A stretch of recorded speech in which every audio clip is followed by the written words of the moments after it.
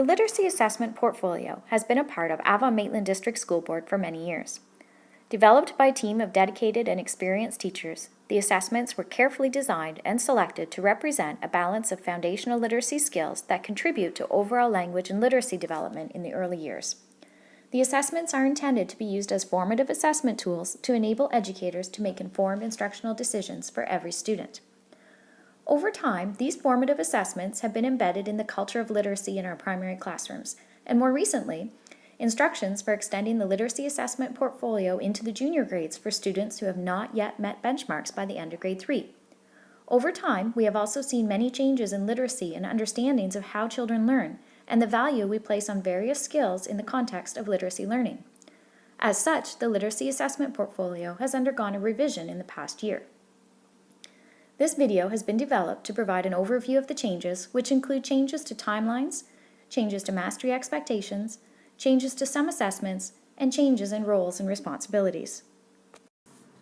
The previous lap included timelines for each grade on separate sheets. We have simplified the timelines and loosened some of the structured timelines for early assessments to allow for transition time and developmental readiness in kindergarten and early grade 1. For example, a past practice has been to complete the Modified Concept to Print assessment at the JK entry interviews. We are now suggesting that the Modified Concept to Print assessment to be completed sometime prior to interviews in the late fall, allowing the educator teams to wait for children to be comfortable in their new environment and to allow time for multiple experiences with text and more frequent quality observations. The letter sound assessments have been modified and are now in 2 parts, with the first part focusing on letters and sounds to be initiated sometime during JK. The second part, focusing on digraphs, blends, and R-controlled vowels, should now be initiated as the child is ready for the new skills or by mid-grade 1 at the latest. The phonological awareness assessments will continue in the same manner, though they may be initiated in JK when appropriate as opposed to a certain time in the fall as the previous timelines indicated. All other assessments will be initiated during the first term, when appropriate, and continue in an ongoing manner. Running records may be introduced in JK when the child presents with reading readiness, with SK to grade 3 completing a final year-end running record. There are no obligations to submit data centrally, so any reference to electronic data submissions have been omitted. The revised lab includes a section entitled Guidelines to Determine Mastery.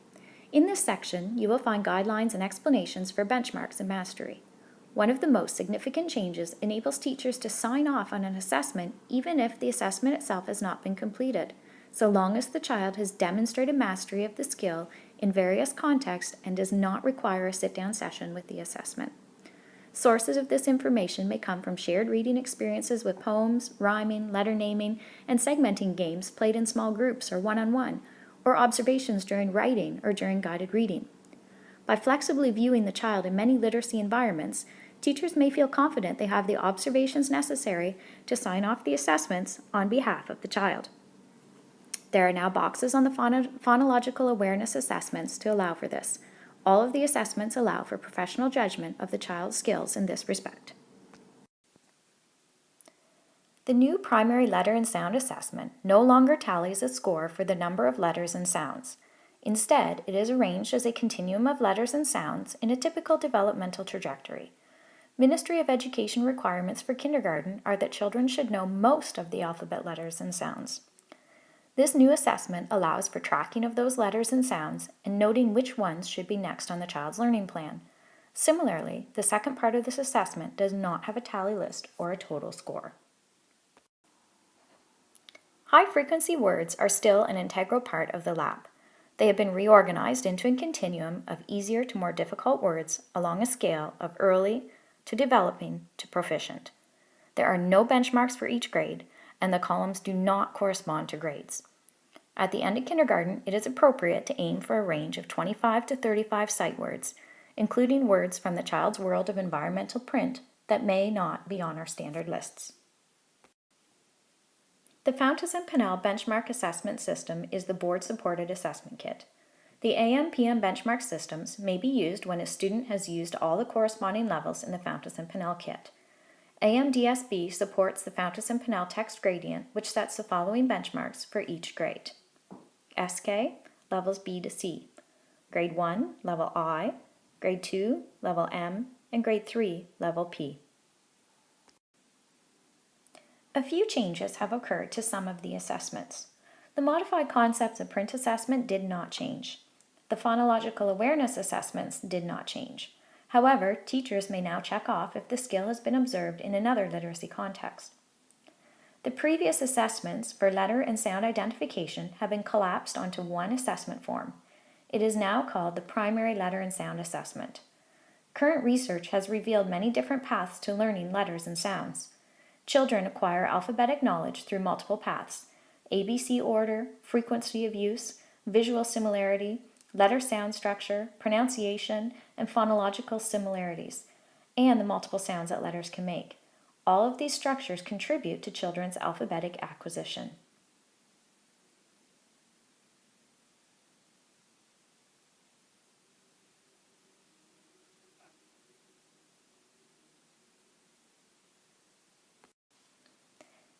Given the various factors, the new assessment views learning along a trajectory of letter identification based on the typical order in which children learn their letters and sounds, from easier to more difficult.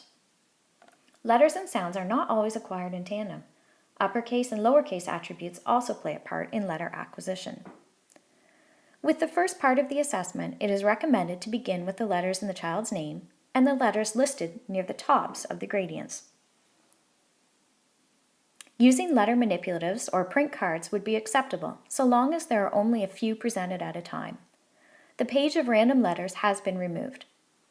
Ask the child to name the letters they know, and then ask them to make the corresponding sounds.